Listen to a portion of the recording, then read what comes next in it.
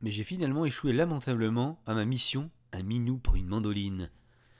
Je vais voir de ce pas Amelia qui discute de façon enthousiaste et solaire, comme à son habitude, avec un Allemand plutôt beau gosse, grand, blond, etc. Le combo du beau mec. Pour résumer, on dirait Brad Pitt. Il est guitariste dans l'orchestre. Lui, il va s'amuser, ça c'est sûr. J'en mettrai mes 2 mains et mes 2 pieds au feu. En plus, elle a mis un décolleté vertigineux et un jean qui moule ses belles fesses rondes. Je vois bien les regards des hommes sur elle. C'est le même que celui de mon chat quand je lui montre la boîte de mousse, il devient fou. C'est sûr que je ne vois pas comment un homme qui plus est célibataire peut refuser les avances d'une telle bombe. Je m'approche d'elle et de son prétendant. Entschuldigung, muss ich mit Amelia 5 Minuten diskutieren? Ja, kein Problem, ich bin hier, in jedem Fall. Note de fin de page. Excuse-moi, je dois parler 5 minutes avec Amelia. Oui, pas de problème, je suis ici. De toute façon. Je m'éloigne un peu avec Amelia qui fronce les sourcils. Je lui ai enlevé sa mousse. Bon, je t'annonce tout de suite qu'avec Gérard, ça ne va pas le faire. Je ne peux pas te dire exactement pourquoi. Juste que ceci explique cela. Quoi? Qu'est-ce que tu racontes? Ceci explique cela? Oui, tu comprendras plus tard. Je ne peux pas t'en dire plus pour l'instant. Disons qu'il a une très bonne raison, en plus d'être marié aussi, je te rappelle. Oh, mais on s'en fout de ça. Mais pourquoi? Ce n'est pas possible. J'ai pourtant du succès auprès des hommes, marié ou pas. Je ne comprends pas, il y a quelque chose qui m'échappe. Il doit être malade, le pauvre.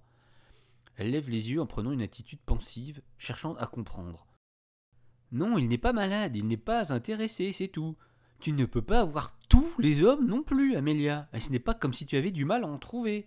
Tu n'as que l'embarras du choix avec qui tu veux, où tu veux et quand tu veux. Que demander de plus? Franchement, parfois je me demande si tu te rends compte. Ce n'est pas faux, c'est même complètement vrai en fait.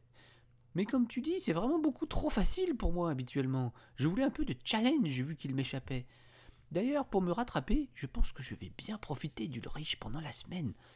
En plus, c'est lui que j'héberge. Je l'avais repéré sur les photos de l'orchestre. Je l'ai bien choisi. Il va être épuisé. Et je vais te me le sucer. C'est bon. Stop. Épargne-moi les détails, s'il te plaît. D'autant que moi, je n'ai personne. Donc si tu peux éviter de me rappeler ce genre de choses qui ont plutôt tendance à me frustrer. Ok? Ah oui, désolé. Mes paroles sont allées plus vite que ma pensée. Bon. Et pour la mandoline, on fait comment? Je pense que tu peux me la passer quand même. C'est la moindre des choses, non? Tu as ton sextoy de Deutsche Qualität pour la semaine. Moi, je n'ai rien. Passe-moi au moins ta mandoline. Je l'ai bien mérité, non? C'est vrai, tu as raison, toi, nous. Je te l'amène dès demain dès qu'on a fini le concert. Merci, Amélia, tu es trop gentille. De rien, toi, nous. Allez, va rejoindre Ulrich pour le subjuguer. C'est ça que tu voulais dire, non? Ou surprendre? Bien sûr, qu'est-ce que ça pourrait être d'autre? Elle s'éloigne en me faisant un clin d'œil et un geste de la langue avec le slurp qui va avec. Bon sang, elle est terrible cette femme.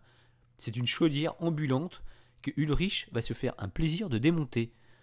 Aucun homme hétéro-primitif ne peut résister à ça. Sauf Gérard, évidemment. Mais lui, il a une raison en béton. Je reprends mes esprits en regardant Amélia s'éloigner et j'aperçois Roman qui détourne le regard quand le mien croise le sien. Elle a dû m'apercevoir discuter avec la chipie. Elle est en compagnie du chef d'orchestre Jürgen et sa fille Petra.